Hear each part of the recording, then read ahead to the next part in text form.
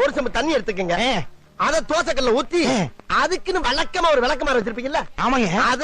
அடிப்பக்கமா திருப்பி சரிங்க, வரட்டு வரட்டு வரட்டுன்னு ஒரு 4 இழுப்பு இழுத்து சரிங்க, நல்லா கழுவி விட்டுருங்க. சரிங்க. ஒரு கிண்ண நிறைய மாவு எடுத்து பெரிய ரவுண்டாவும் இல்லாம சின்ன ரவுண்டாவும் இல்லாம சரிங்க, பொதுவா ஒரு ரவுண்ட ஊத்தி 4-5 வெங்காயத்தை போட்டு அள்ளி பொடி பொடி பொடியா நறுக்கி அப்படியே மேலாப்ல பரபர தூவி விட்டு, சரிங்க, ஒரு நீளமான கேரட் எடுத்து அதையும் பொடி பொடியா நறுக்கி, சரிங்க, அப்படியே மேலாப்ல பரபர தூவி விட்டு, சரிங்க,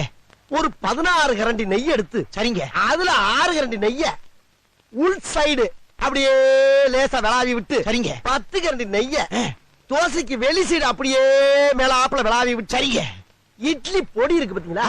அத அப்படியே அள்ளி மலை சாரல் மாதிரி அதை மேலாப்ல பரபர அப்படியே பேய விட்டு, சரிங்க, பொத்துனாப்ல அப்படி ஒரு பருத்து இப்படி ஒரு பருத்து அப்படியே ரெட்டி கலர்ல முருக முருக முருக விட்டு கம கம கமன்னு ஒரு ஊத்த பத்த எடுத்து